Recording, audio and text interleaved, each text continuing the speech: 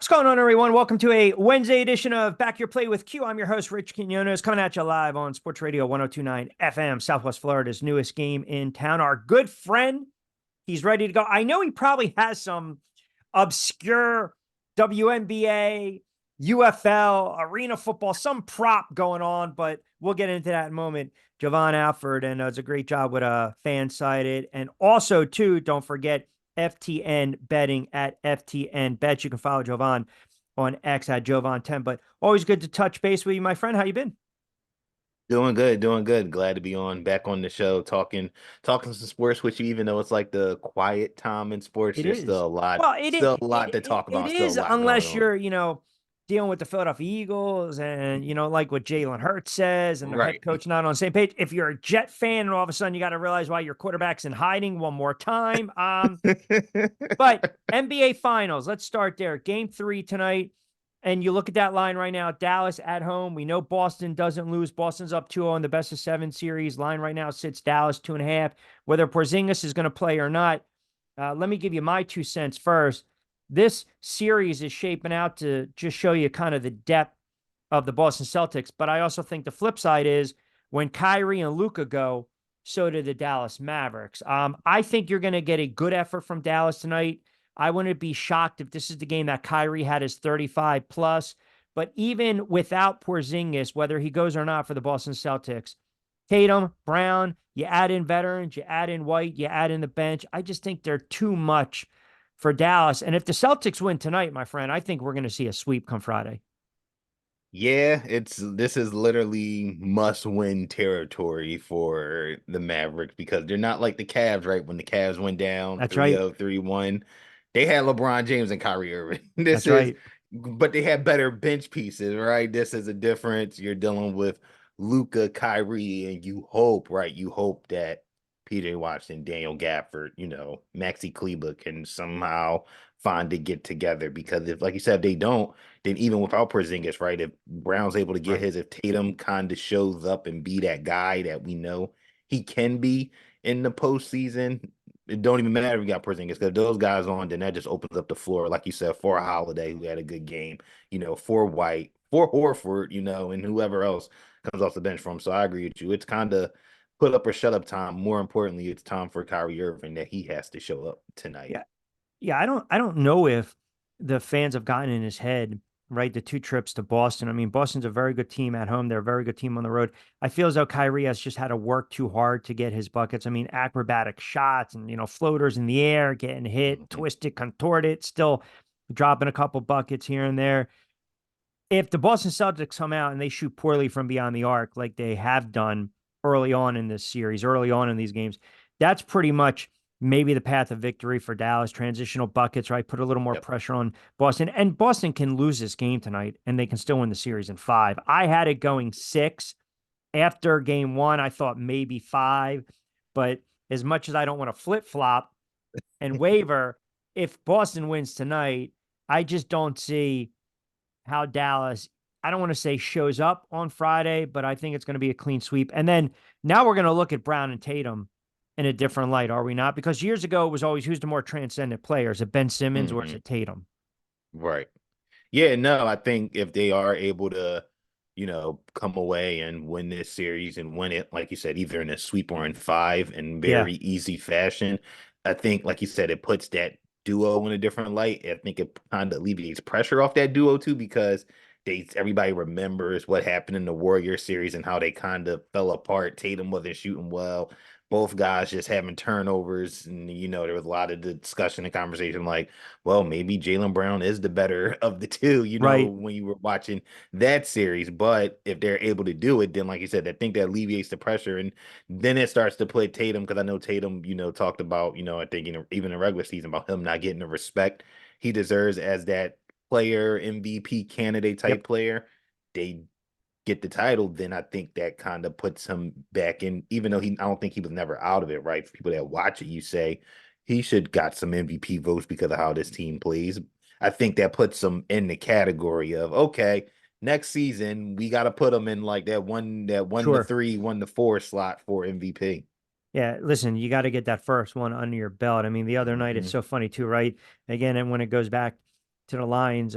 Boston's favored by 7.5. They win by 7, right? I mean, it's like, you got to be kidding me with this nonsense. It's the NBA. You're going to get the run here, there. The odds makers know. They Hey, know. Sometimes when you this, watch those games, you'll be like, "Oh, I see why they had it yeah, priced this way. Makes yeah. Listen, sense." 100%.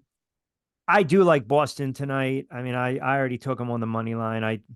I'm not trying to hedge with, believing Dallas is going to win a game. If they win it, maybe there is I'm back against the wall 3-0 and maybe they get the win on Friday night. But I still maintain if they lose tonight, it's over.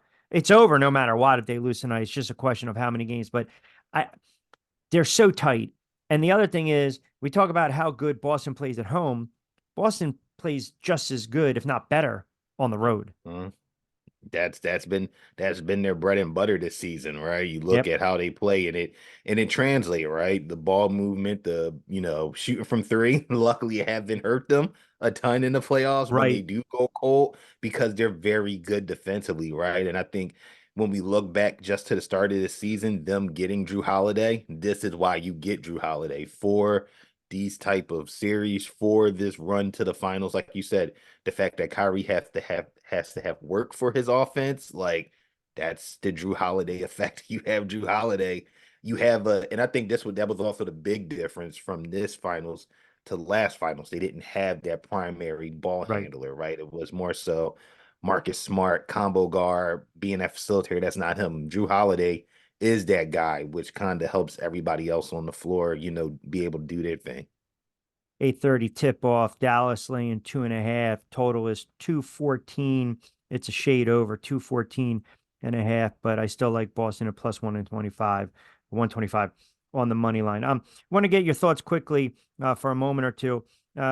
Baseball, we see what the Yankees are doing. We're seeing what the Phillies are doing. I mean, just you can't even say quietly. They're just off to historic kind of start. You almost start to sense that they're going to be on a collision course, right? I mean, I kind of Right. joke being a Yankees fan. I'm like, all right, the Yankees will win their buck 10, and then all of a sudden they'll lose in the ALDS or the AL Championship Series. But the Phillies, the bugaboo over the past, the bullpen, their defense in the outfield, the infield. I mean, you're looking at the starting rotation. You're looking at what Schwarber's doing. You're looking at what Harper's doing. Castellanos starting to wake up. They got, we understand what Real Muto.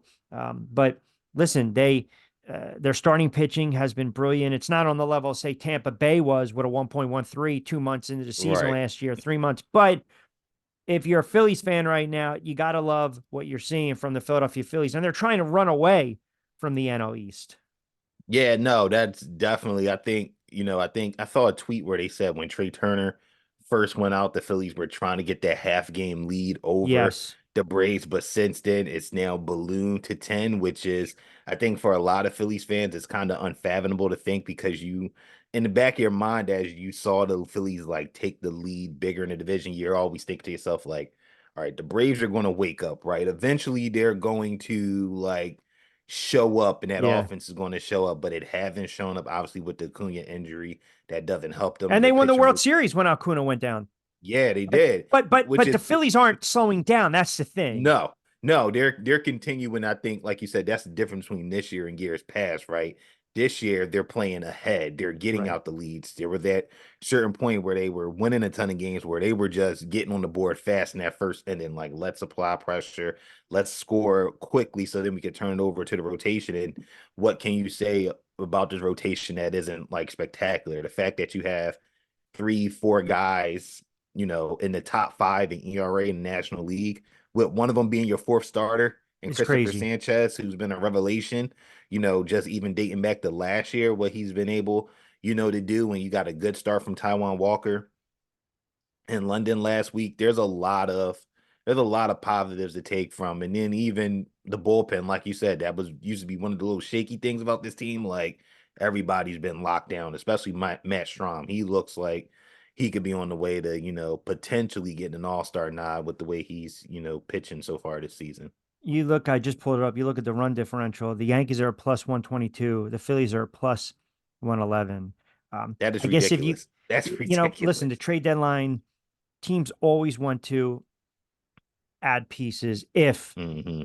they're, look, Oakland and Chicago White Sox. They're going to sell off, right? They're not going to Yeah. buy. But if you're the Phillies, if there's one area of weakness, or if you had to be nitpicky, you said, hey man, trade deadline in July, are they going to make a move? If they were, what would that potential move be? I know the consensus among Phillies fans is to go into the outfield and, Yeah. maybe get that power bat, sell the farm for Luis Robert, or, if the Astros, tank, maybe you go get Kyle Tucker, which I don't believe the Astros, even if they would tank, I don't think they would go to that level of extent for them. For me, I'm not opposed to giving up a couple of prospects for Luis Robert, just given the caliber of player he is and what he will provide to that outfield, which, it depends really on Cassiano's offense because they don't really have nothing else with Marsh slowing down. But for me, I would kind of look for more in a bullpen piece. I feel like the London series, specifically that last game, kind of showed, the bullpen has a little bit of when you don't have a ton of, bullets in the chamber, Yes. to go to. Like you want to have another power arm out there. Granted, Mastrom, like I said, has been good. Alvarado's been Mm-hmm. spectacular. Um, Kirkeran's been good. Gregory Soto's the one guy which you're kind of concerned about because it's almost a roller coaster. You don't know. You might get the guy that we saw in London, or you might get the guy that's that's an all-star. So you have him, you have Dominguez, but you would like to have just one more piece to go out there because as we see in September, or down the stretch, you want to have an X factor that you can come into and call in the games. So if I'm the Phillies, I'm definitely looking for bullpen pieces, and I would explore the outfield market. Right, we know they've been linked to Robert, Tommy Pham, which probably will be the more cheaper of the two and won't cost you Right. arm and a leg. I know Jake McCarthy's also been linked to him, but McCarthy, I don't think is a huge upgrade over what they have right now with Brandon Marsh per se. So I would go bullpen, but I wouldn't be mad if they said, "Hey, let's see and try to put on full court press to see if we can throw our hat in the ring for Luis Robert." Even though probably five other contenders will be trying to do the same thing, to pull him away from the White Sox. Yeah. Or maybe they go after a guy like Brent Rooker out in Oakland. I think he's Oakland. another guy that Two I think. teams, like I said, White Sox and Oakland, that are going Yeah, nowhere. exactly. I think that's another guy who he's not so much he has power, but he's not as the power bat as Luis Robert. But I think he's a solid guy that I think you put in a corner outfield, and I think probably wouldn't cost as much as Yeah. how much it would be for, Robert and him, being an all-star outfielder. Yeah. I think he leads the Athletics in home runs. I mean, he's one of their Yeah. rare He's the best, power he's one bats, of the right? very best players. Yeah. Yeah, exactly. Red Sox and Phils resume their series tonight. First pitch, 7:10 p.m. Right now, as it stands, nothing has moved money line wise. Boston plus 110, Phillies minus 130. Total is 8.5. I think we're going to see some runs tonight.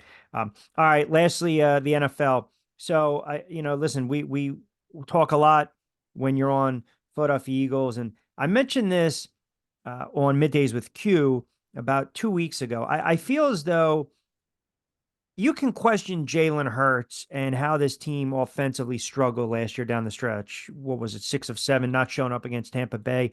I went on the record. I thought after that they should have moved away from Nick Sirianni. You bring in a new offensive coordinator, you bring in a new defensive coordinator, uh, guys with coaching experience. That tells me Nick Sirianni potentially could be a lame duck. But everyone's putting Jalen Hurts, what he says, what he doesn't say, his comments under the microscope, and it's absolutely ludicrous, clownish, lazy, and just asinine when we listen to some of these talking heads, especially in the Philadelphia media market. They know exactly who they are, where, hey, man, there's a disconnect and Jalen Hurts is not on the same page. And if he doesn't perform, you might want to, start to look forward, quarterback change, a quarterback switch, looking past Jalen Hurts.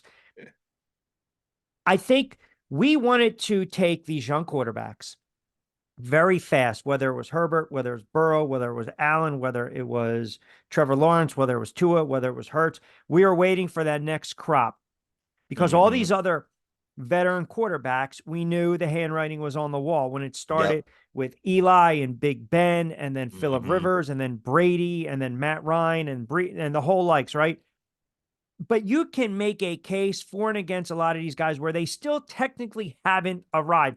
Jalen Hurts, I believe, is still that quarterback where Yeah, he's a very good quarterback, but he's also had some issues. Look, maybe the narrative changes. If they win that Super Bowl, he would have been MVP, but people will look at the miscue in the game, whatever. He did not play particularly well down the stretch, whether it was not on the same page, whether he was injured or not.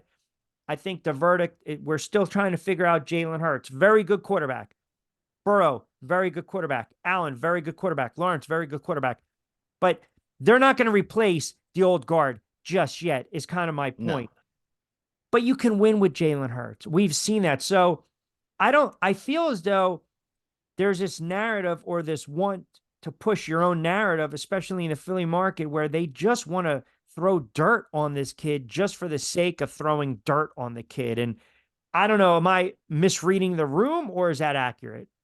no, I think that's definitely accurate. And I want to add to the point of where you said, about the old guard. How long did it take for the old guard to get where they were at, right? How long did it take Peyton Manning to get where, for him to finally get a ring, let alone get into a Super Bowl?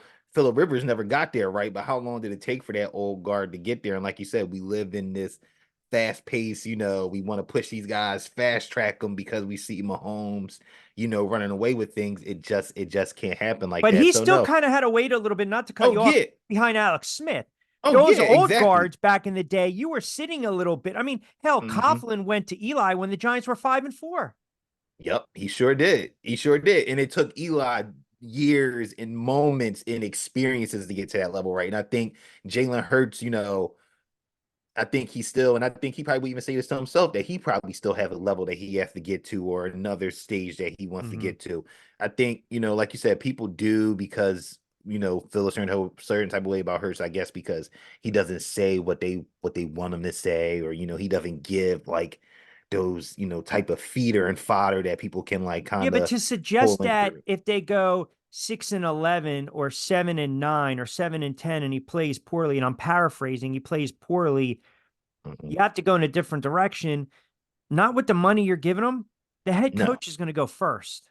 Oh yeah, easily. The head coach is gonna go first just because, like you mentioned earlier, they cleaned house on both staffs. Like this was we're cleaning house. Like you said, we're bringing in more in Fangio, and it's up to the head coach to be the leader of men, the CEO, and get this team where it needs to be. That's before Jalen Hurts. And if people think that Hurts and Sirianni have this issue, then they must be doing a good job because they went to 3 straight playoff appearances. So something unless, and like you said, unless me and you not seeing something that everybody else is seeing, to get the 3 straight playoff appearances with a guy who, and I think people need to remember this too, who was a second round pick at that. He wasn't a Right. first round pick quarterback pedigree, a guy who had to kind of redevelop himself in college as a quarterback, like had Who to they questioned the go. pick. A lot of people Yes, they did. questioned the pick and said Yep. he's going to be a serviceable backup in the Hmm. NFL.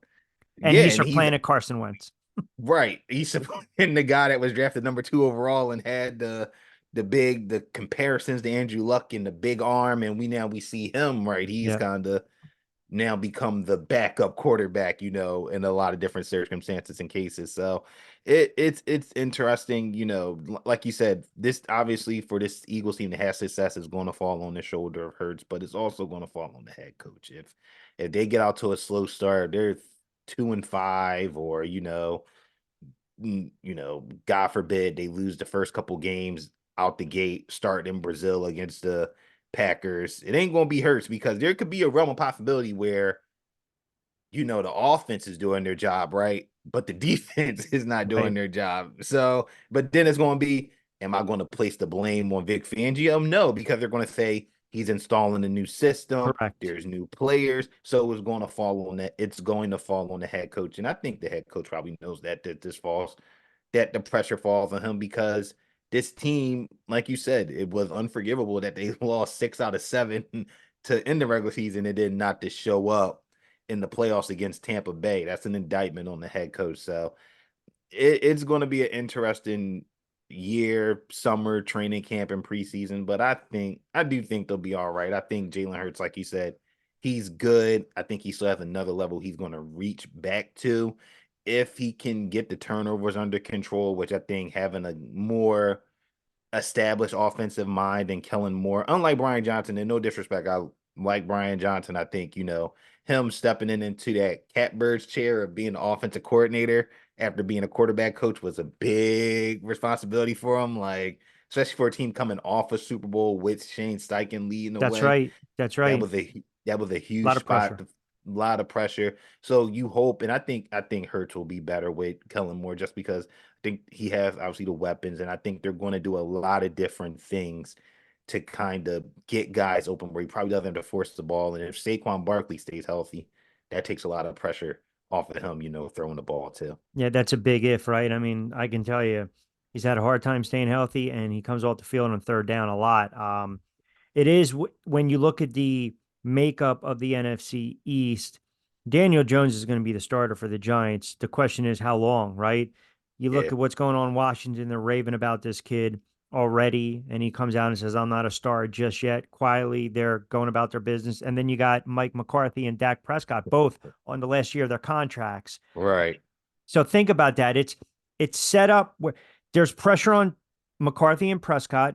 There's Hmm. pressure on Brian Dable and Daniel Jones, and there's Yeah, certainly pressure on Sirianni and Hurts. The only team that's not feeling it right now is in right, Washington, right. Because they right? cleaned house, right? They Yeah. cleaned house, got So you new get the wiggle GM, room. head coach. Yeah. You get a little. There's a margin of error right there for you. Hmm. Patience. Oh yeah, easily. And like you said, for the Eagles, there's pressure, especially. And again, I think this is what happens too when you get to a Super Bowl so fast. And Yes, I think even the Bengals probably experienced this a little bit too. Like when you get to that window so early, the expectations are now you have to do of this. course. You have to be the perennial contender. And like you said, in Dallas, it's the same way, but Dallas is more so, what are you going to do financially? Right. Like the bigger issue is like where, like I said, McCarthy's a lame duck. Are you going to pay Prescott? Are you going to pay CD Lamb? Because if you don't pay Lamb, then your offense is pretty much not going to be good. You got to figure out something financially, Micah Parsons, eventually, because guys in his class are starting to get paid, and he will want to get paid. So it's going to be interesting. And like you said, even with the Giants, right? It's more so, like you said, it's pressure on Dable and Jones to see if they can kind of figure out something to have this team looking respectable, even though I don't think that's going to happen. First of all, yeah, I think Dallas is I think Dallas is in for a long season. You know, yeah, Parsons is already getting on Mike Zimmer's nerves, yeah. right? And he's no I nonsense. know, I If know. you looked at all these teams in the NFC East, the only team that I think will hit their over and their win total is Washington. And that's Yeah, saying a lot. I think yeah, Dallas slides back. I would be hard pressed, and it pains me to say this, but I don't believe the Giants win 5 games. really. Yeah, I So think their offense is you going think quarterback change happens? to. Part of me thinks Daniel Jones will play the whole season. Hmm. I think that's a fantasy smokescreen, maybe dream of mine. But even if he bounces back and has a decent season, again, he's coming off a big injury. Yep, If he threw for 3,800 yards and 25 touchdowns and 10 picks, I would be ecstatic. But here's the thing: it's now 6 years.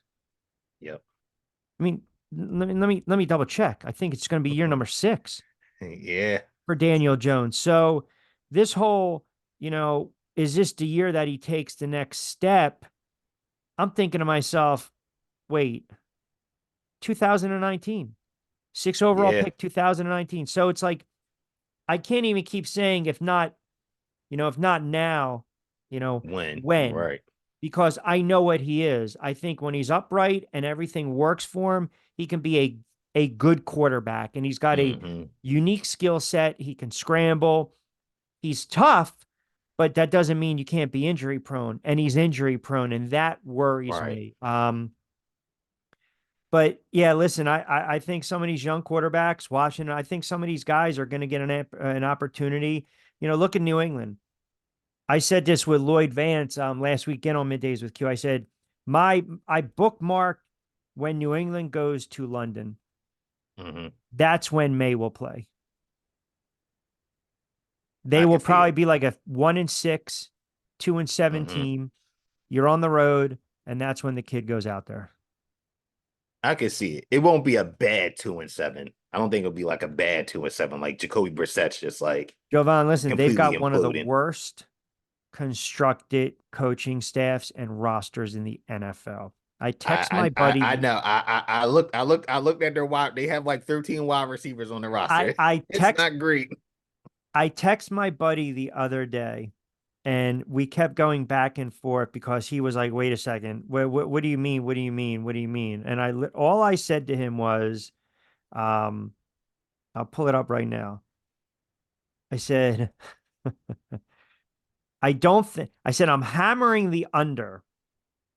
I think they're going to be bad." And he goes, "Pat's over under 4.5. Still bet it." And then he wrote 4-13 bad. That's really bad. 4-13. I said, "What are you not understanding? They're not going to win 5 games. I see them shut out." And he goes, 0-17. I said, no, they're going to lose some games. They're not going to score in some games. Yeah, Look at their first, that was their big issue last season. They couldn't look at score. their first 8 games. I'll pull it up right now, and you tell me where you find a win if you're a New England fan. I'm going to pull up the Patriots schedule, and ironic, I think they're was it inducting number 12 in their Hall of Fame. I think that's on YouTube right now. That's live. All right, so here you are with the Patriots. They open up the season. I'm pretty sure it's Cincinnati. They're on the road against Cincinnati. When you think there's going to be a win, you tell me.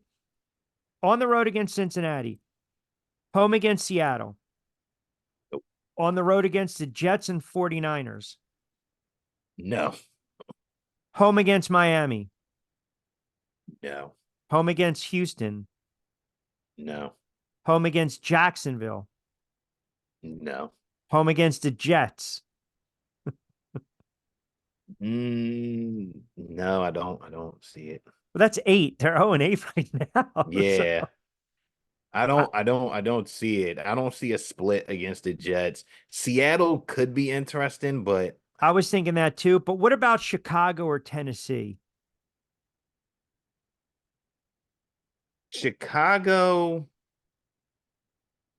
I can't I can't see Chicago just because I think they have a very good defense and And that game's on offensively, the road, by the way. yeah, I don't see that. Tennessee could be the interesting one. Okay. So that's Tennessee one could be the that interesting. that's one win.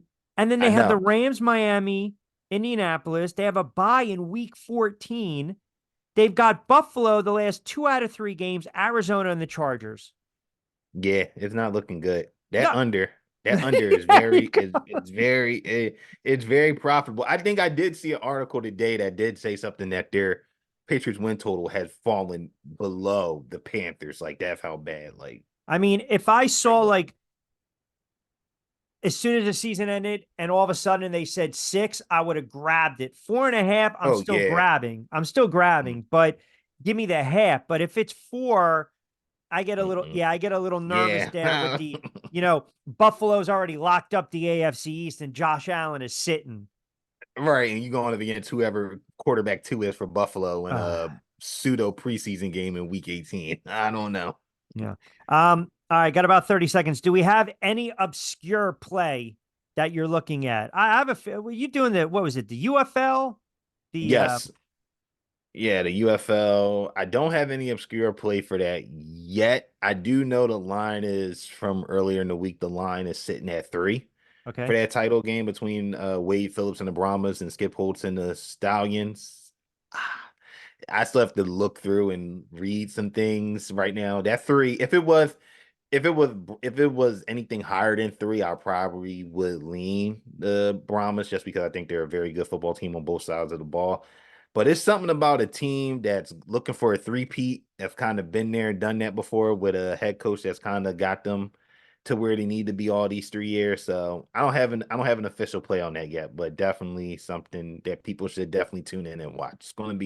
It's gonna be a great game on Sunday for sure. All right. We know you will tweet out your play. Give Yes. Jovan a follow at Jovan10. And again, does a great job with FanSided. You can check out FTN Bets as well. And very good writer, very good handicapper, and always kind enough to join us on Back Your Play. And soon, Middays with Q, he will be joining us, especially during the football season. Always appreciate a couple moments, my friend. Thank you. Hey, no problem.